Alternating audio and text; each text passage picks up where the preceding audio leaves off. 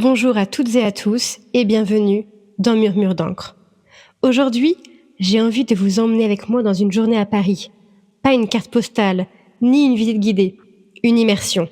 Une journée où tout bouge, où le corps ressent autant que l'esprit, où le temps s'accélère, s'arrête, puis recommence.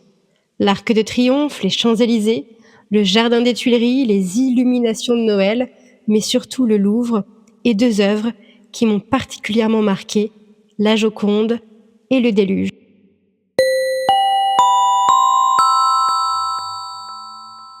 La journée a commencé par l'Arc de Triomphe. Et avant la vue, il y a l'effort. Il faut monter encore et encore. 284 marches. Un escalier en colimaçon qui tourne, qui enferme et qui coupe le souffle. L'Arc de Triomphe mesure 50 mètres de haut, 12 étages. Et on le sent dans les jambes, dans le cœur et dans la respiration. Plus je montais, plus mon corps réagissait.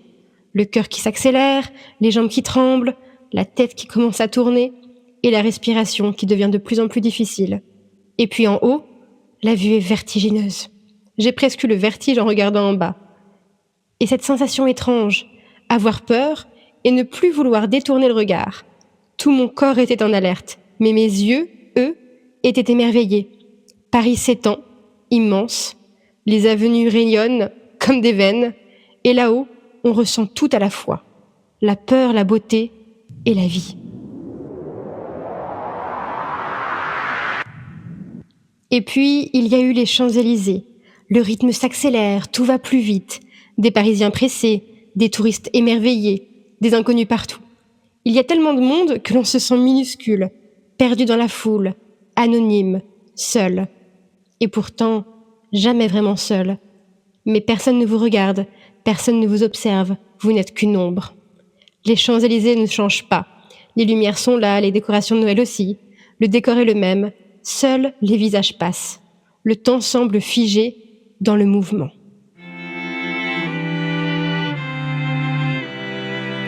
À midi, j'ai ralenti. Jardin des Tuileries.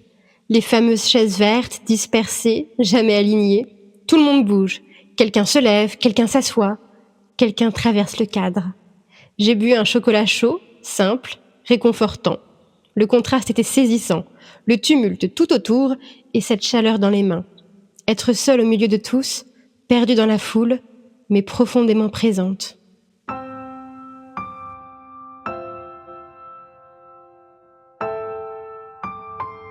Puis le Louvre. À peine arrivé, quelque chose se fissure. Une alerte. On nous demande de sortir, de quitter les lieux. Les voix changent de ton, les corps se crispent, la foule ne regarde plus les murs, elle se regarde elle-même. Il y a cette chose immédiate, la peur qui circule. Elle ne crie pas, elle ne panique pas toujours, parfois elle s'installe en silence, juste là, derrière la poitrine. Autour de moi, certains agitent, d'autres accélèrent, moi j'ai souri. Un sourire protection, un sourire réflexe. Je me suis dit, ça va aller. Mais pendant une fraction de seconde, quelque chose m'a traversée. Quelques jours plus tôt, je m'étais posé cette question un peu comme un jeu. Et si j'étais prise en otage au Louvre ? Et s'il m'arrivait quelque chose, ici, maintenant, dans cette immensité ? Et soudain, la pensée n'était plus abstraite. Elle avait un lieu, un décor, un corps, le mien. Je me suis demandé si la peur, quand on la regarde trop longtemps, finit par prendre une forme. Si penser, le danger très fort lui donne une existence. Est-ce qu'on attire ce que l'on redoute, ou est-ce que la peur attend, simplement, le moment de se rappeler à nous ? Parce que la peur n'est pas seulement une faiblesse, c'est une force primitive, un moteur, quelque chose qui nous garde vivants, mais qui peut aussi nous enfermer. Alors à cet instant précis, je me suis sentie minuscule, vulnérable et humaine. Et j'ai compris une chose, on peut aimer la beauté, chercher le silence, contempler l'art, et pourtant ne jamais être totalement à l'abri. La sécurité est une illusion fragile, comme le contrôle.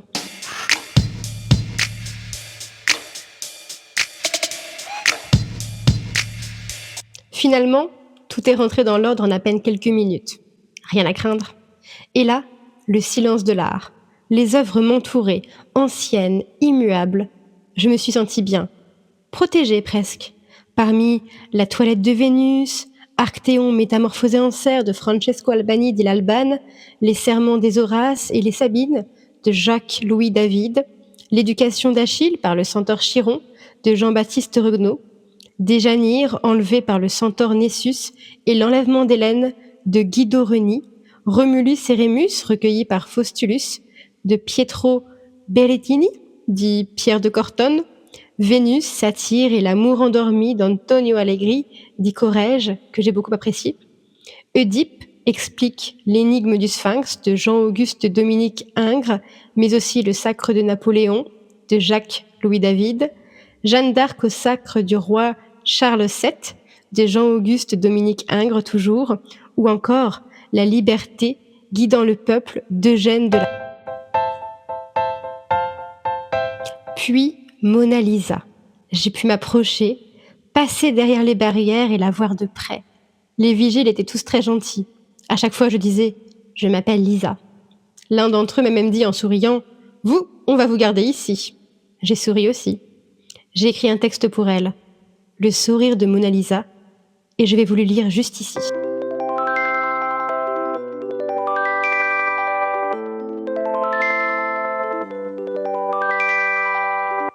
Le sourire de Mona Lisa.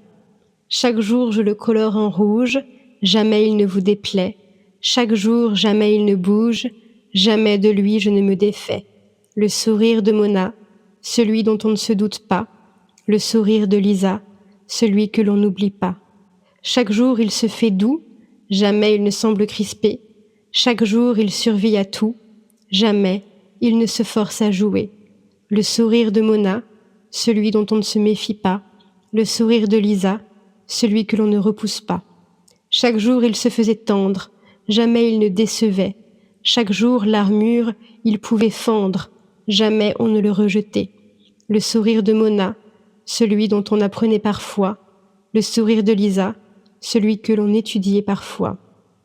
Chaque jour il se faisait aimer, jamais il ne révélait son secret.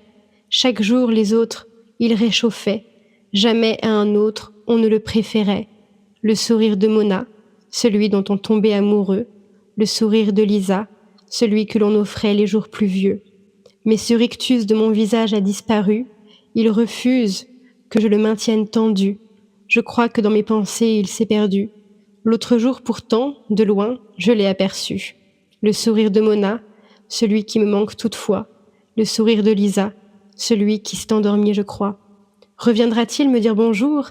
Acceptera-t-il de faire ne serait-ce qu'un petit tour? Acceptera-t-il de vivre même sans retour? Reviendra-t-il, cette fois pour toujours? Le sourire de Mona Lisa, un sourire de retenue et de passion. Le sourire de Mona Lisa, un sourire de sagesse et d'interrogation.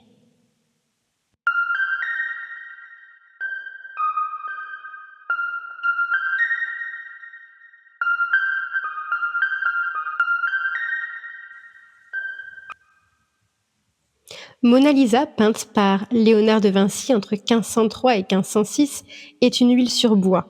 La Joconde est un petit format et pourtant un tableau immense. Ce qui fascine, ce n'est pas seulement son sourire, c'est l'ambiguïté. Elle ne sourit pas vraiment. Elle ne regarde pas vraiment ailleurs, son regard suit. Son expression change selon l'angle, la lumière et notre propre état intérieur. Léonard de Vinci utilise le sfumato.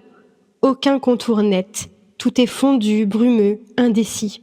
Comme si Mona Lisa n'était pas figée dans un instant, mais dans un passage. Elle n'est ni joyeuse ni triste, elle est entre les deux. Et peut-être que c'est pour ça qu'elle nous obsède. Elle nous renvoie à notre propre ambiguïté, à ce que nous sommes sans jamais pouvoir le nommer clairement. Si Mona Lisa me touche autant, ce n'est pas parce qu'elle est célèbre, c'est presque même l'inverse.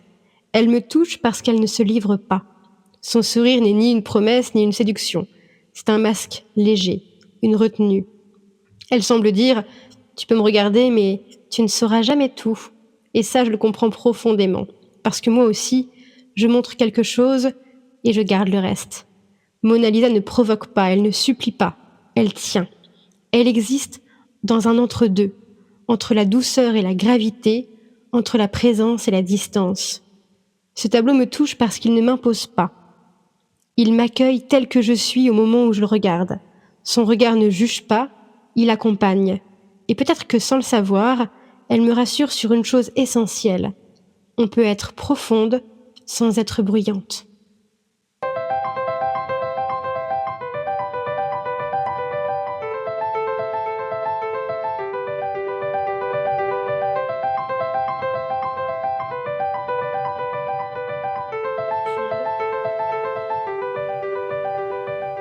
Et puis, il y a eu le déluge de Girodet. Un choc, brutal, inévitable. La foule disparaît, le temps s'arrête. Ce tableau est là depuis des siècles. Il a vu passer des générations, des peurs, des drames. Et il continue de parler. Il a été peint par Anne-Louise Girodet en 1806.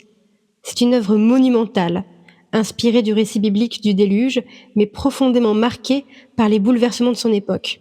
Girodet est un peintre à la frontière entre le néoclassicisme et le romantisme, et ça se voit. Ici, il ne cherche pas l'harmonie, il cherche la tension. Des corps emmêlés, des gestes désemparés, la peur, la lutte, la fin imminente. Il n'y a pas de héros, pas de salut évident. Même l'amour est menacé. Des parents tentent de sauver leurs enfants, des amants s'agrippent, mais tout glisse. La nature est plus forte que l'homme. Ce tableau parle de la fragilité humaine, de notre illusion de contrôle et surtout de ce moment précis où l'on comprend que quelque chose nous dépasse. Et ce n'est pas seulement un déluge d'eau, c'est un déluge existentiel. Quand tout ce à quoi on s'accrochait ne tient plus. J'ai écrit un texte après l'avoir vu parce que certaines œuvres ne se regardent pas, elles s'imposent.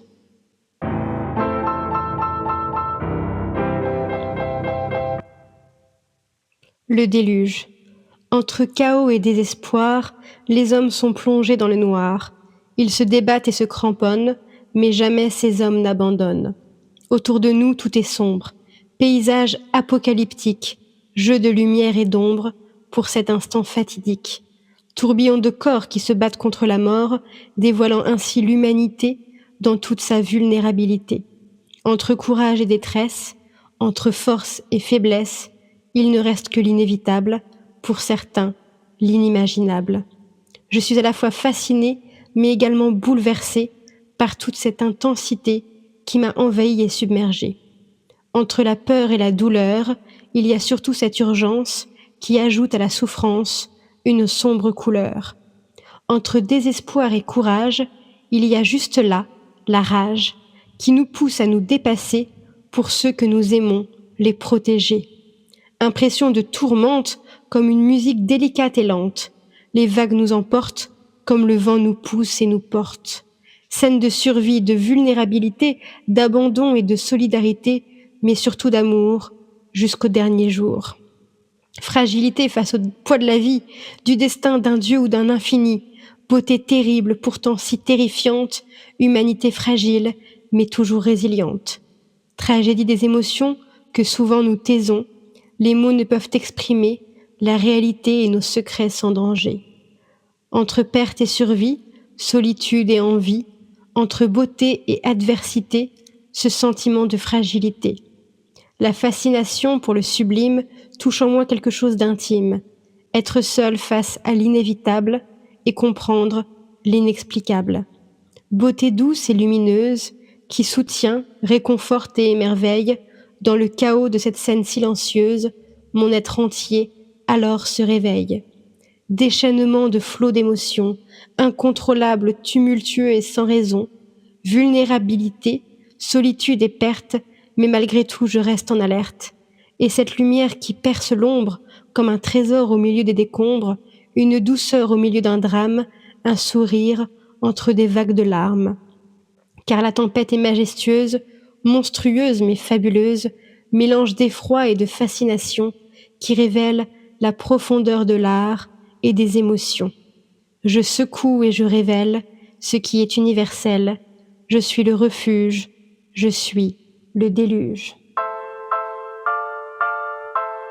Ce tableau est là depuis plus de 2 siècles. Il a traversé des guerres, des révolutions, des drames humains, et pourtant, il parle toujours. Il parle encore.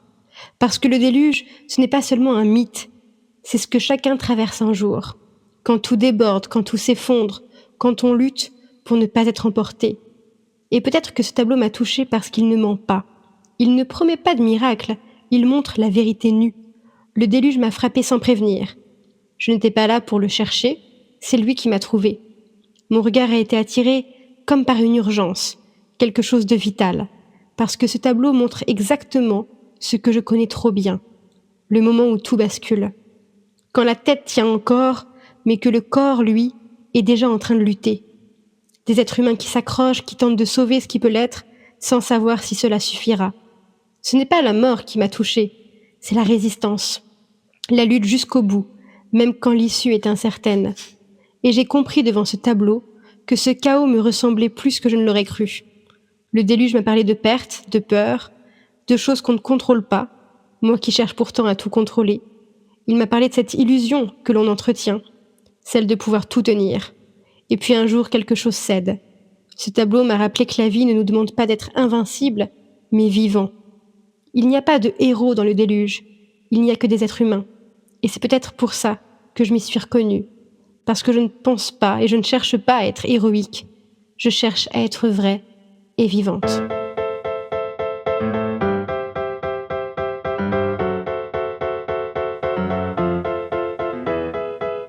Entre Mona Lisa et le déluge, il y a deux visions de l'humanité. L'une nous regarde en silence, l'autre nous confronte au chaos. Et entre les deux, il y a nous.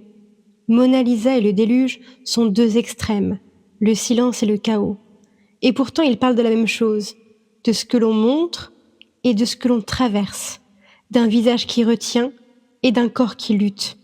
Entre les deux, il y a moi. Il y a ce que je garde à l'intérieur et ce qui parfois déborde. Mona Lisa me touche parce qu'elle retient, le déluge me bouleverse parce qu'il déborde. Entre les deux, il y a exactement ce que je suis.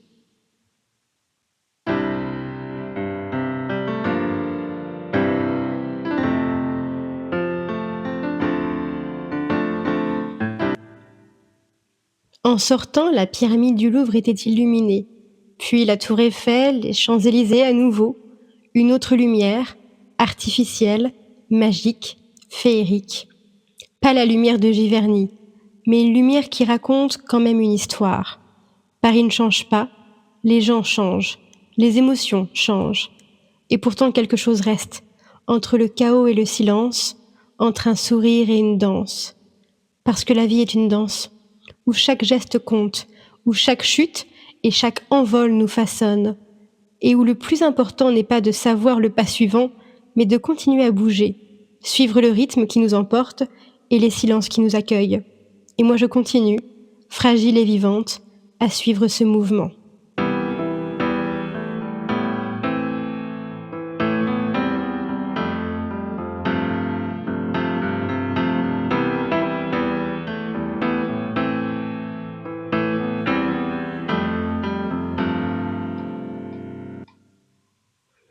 Merci à toutes et à tous pour ce murmure, ce partage, cette journée, et à très bientôt dans Murmure d'encre.